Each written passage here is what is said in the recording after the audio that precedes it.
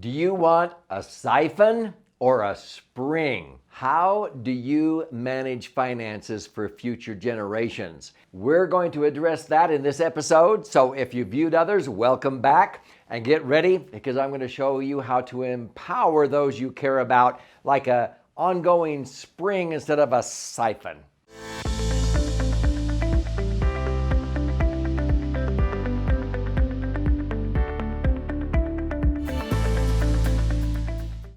I'm Doug Andrew, and I've helped many highly successful people for 47 years now optimize their assets and empower their true, or what I call, authentic wealth.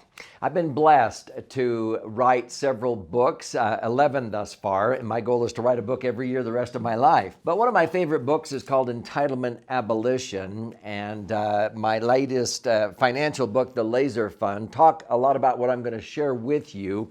And you can get a free copy of this sent to you if this is resonating with you. But I want to go back to my beginning statement. Do you want a siphon or a spring? Many times I teach my children, my wife and I have 6 children and 16 grandkids. And I talk about, hey, in life, do you want to be a fountain or a drain? Do you want to be sucking energy out of a room? Do you want to brighten a room when you enter it or brighten the room when you leave it? Well, I've noticed that oftentimes in families, highly successful families, many parents think they're helping their children, their grandchildren, their posterity, when actually they were hindering them. So I'm going to share with you some very powerful stories of actual clients, people that I've helped, that will illustrate the difference between a siphon approach versus a drain. I'll never forget the day I met this wonderful couple that came to me as they were approaching retirement.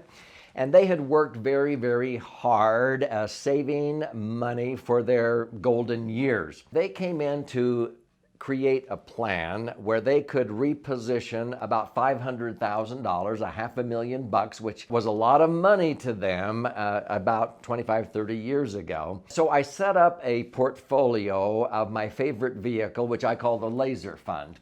And we set one up for the husband, actually 2 of them, and 2 for the wife, to accommodate $500,000 of savings that they had accumulated. And they had made some similar mistakes to many Americans. They had put it into tax-deferred accounts like IRAs and 401ks. And so we started a strategic rollout to be able to roll the money out, get the taxes over and done with, and we were going to net $500,000 after tax out of these accounts. They actually had closer to $750,000, but again, it was a shock to them when they pulled out the money, $750,000, and they only netted $500,000. But we were going to replenish that $250,000 of taxes on that money. And so we had a very meticulous plan. I remember it was over 60 pages showing them how to optimize those assets. And as we created their laser funds, they understood that it took 5 years in order for them to pass through or jump through what I call IRS hoops to be able to grandfather themselves. So that $500,000 would double to $1 million by the time they really retired and started to withdraw the money, rather than continue to postpone until they were 70 and a half under the laws at that time. And so as we did that, the plan was to reposition $500,000. It would grow very predictably, double to $1 million in 7 years, because they were going to average probably about 10 to 11% like I have. And frankly, that's what the whole market did, and that's what we were able to accomplish on the laser funds for our clients during that time. So they were really excited to be able to have at retirement $1 million nest egg that would generate about $100,000 a year of tax-free income, even conservatively $80,000. But guess what happened? Shortly after they retired, and this is so common, it's not just this couple, but one of their married children was going through an ugly divorce and came to mom and dad. Mom and dad, can you give me $100,000 to be able to handle this? And I'm having a setback and I'll pay you back when I can, and so forth. And so they shelled out $100,000 of that money that was earmarked for their golden years that was going to be part of that $500,000 that was going to double to $1 million. Well, as often happens, it didn't work out and they were not able to pay that back. Another child saw that money and said, "Oh, we're starting a new business." I think it was a bakery. And Mom, Dad, can we have a 100,000? I mean, what's good for the goose is good for the gander. Can we have a 100,000 so we can help this business get going on the right foot? Okay, and so are you sure you can pay? Oh yeah, the bakery's going to be super successful. Another 100,000 here. Well, guess what? Another child said, "What about me?" And they came up with a reason for 100,000, and a fourth child 100,000. Guess what? $400,000 that was earmarked to go into their laser fund that would double in 7 years and create this income. 400,000 went out the window in less than 24 months, and they only had 100,000 left. Now, you wouldn't believe how many times this happens. And all too often, when these retiring people lose their money helping or bailing out their kids, the kids don't want to come around anymore, so they lost their money and they lost their children because they don't have that relationship anymore. It happens more often than it should. And so this couple ended up running out of money. They only had 100,000. They needed it to live on. In fact, they had to come out of retirement to help the one child try to keep the bakery afloat for 2 or 3 or 4 years. They were working 60 hours a week trying to help their son with this bakery before it finally went under. What kind of retirement was that? Now, what's so sad is they could have had a very nice $1 million nest egg, and instead it was all sucked out by helping out their children. Now, we want to help children, but they could have done it a little bit different way. So let me share with you what could have happened that would have turned out better for the children and the patriarch and matriarch of this family, instead of relying on their children for support and Social Security, which is where they ended up. So I mentioned that they had originally come in to reposition their assets, minimize unnecessary tax. And we had a portfolio of 4 laser funds, 2 on the husband and 2 on the wife, to accommodate this $500,000. And sure enough, during the next 7 years, had they finished putting that money in under IRS guidelines, that $500,000 would have grown to $1 million. And they could have generated $80,000 to $100,000 a year of tax-free income. So let's just assume that they went ahead and were able to accomplish that, and the children still came to them for help. So the first one, going through the divorce, yeah, we want to help our children, but sometimes we actually hinder them by always bailing them out or rescuing them. And so this is what I call the family bank. If they would have said, "Mom, Dad, can you help us through this situation?" This was a daughter. Yes, we can borrow money out of our laser fund. If they would have done that, they could have borrowed money out at 2%, and they would have continued to earn 2%. It's called a zero net loan.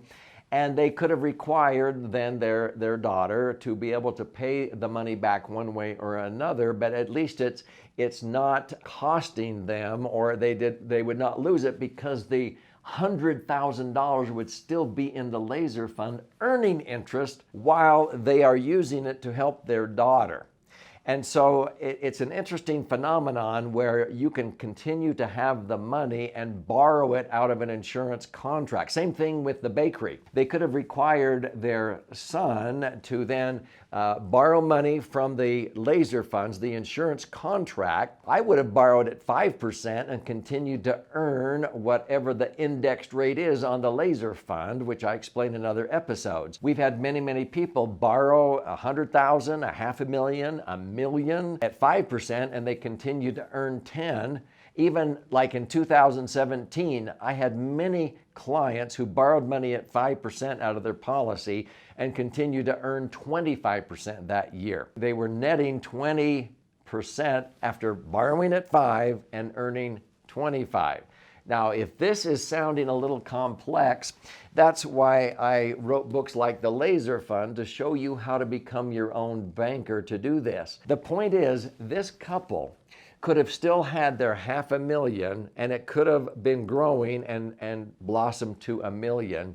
And if their children then had borrowed money out and had not paid it back, that can be deducted from their inheritance or whatever your rules of governance are. But this couple could have preserved their money earning interest greater than the cost of the funds by just shelling it out. They ended up giving away money that was earmarked for their future. This is what I call the family bank. And the point is, if you want to help your children or your grandchildren, you want to give them a hand up, not a handout. I'll never forget one other couple that I'll share with you and what happened in their family because they did not have rules like this to where they helped their posterity by giving a hand up instead of a handout. These stories and many more are in my book, Entitlement Abolition. This couple, they came to me and said that her brother, several years earlier, wanted his inheritance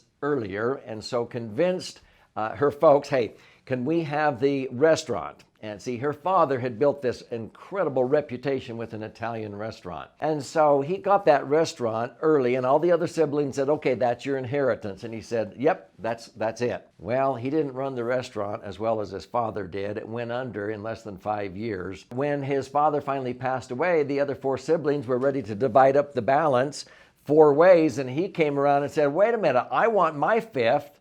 They said, you took your 20% with the restaurant. You agreed to that. And he was so mad and upset. Well, all too often what happens is you not only lose your money, but you lose the relationships. It destroys the love of families. You don't want to do that. So don't ruin your children by just simply giving them equal distribution. You want to be able to manage finances so that it's not like a siphon, it's a spring and it keeps growing, even if you want to assist those you care about by loaning them money and requiring some way for them to pay it back. Learn how to do that in Entitlement Abolition. You can go to entitlementabolitionbook.com, get a free copy sent out to you. Just pay nominal $5.95 shipping and handling. Also, many of these stories are contained in this book, The Laser Fund. You can go to laserfund.com and also get a free copy of this book the same way.